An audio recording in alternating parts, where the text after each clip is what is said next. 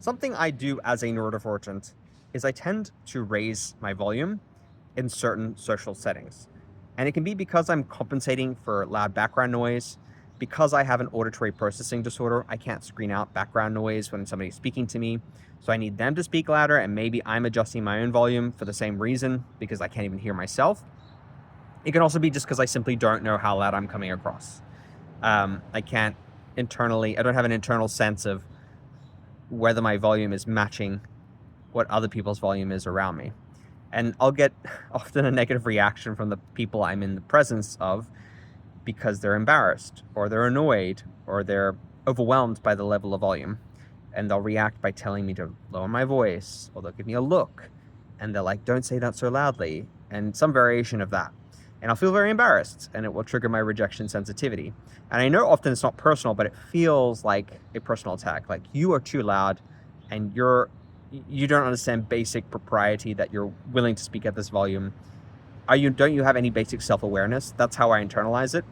And I know it's not an issue that I struggle with. I've been in the company of fellow neurodivergents, and they've done the same thing. And I've had to, I try not to issue a correction or let the other person know, because I know I can trigger their rejection sensitivity.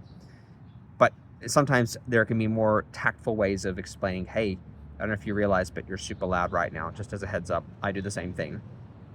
It's hard because rejection sensitivity often means that we want to be handled with kid gloves.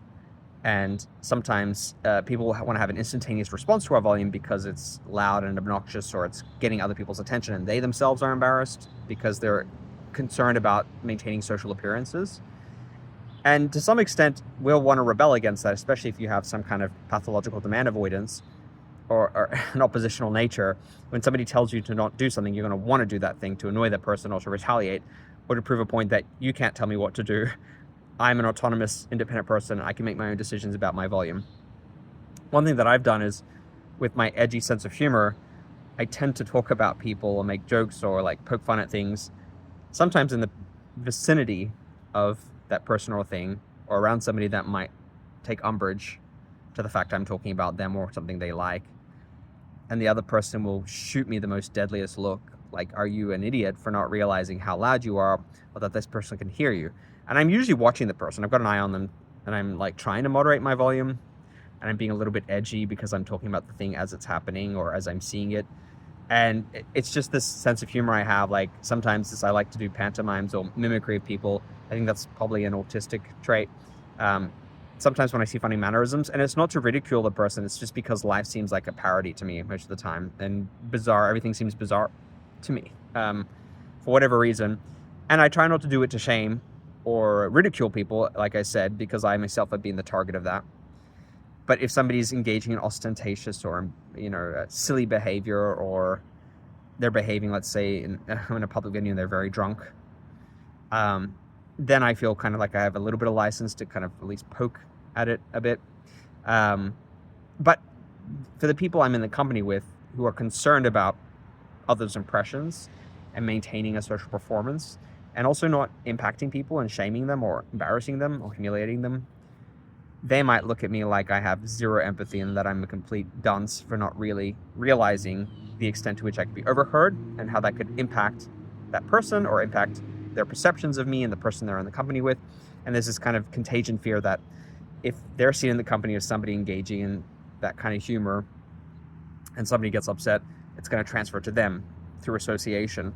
And so there's this desire to not only upkeep social appearances, but to avoid being seen as a bad person through association.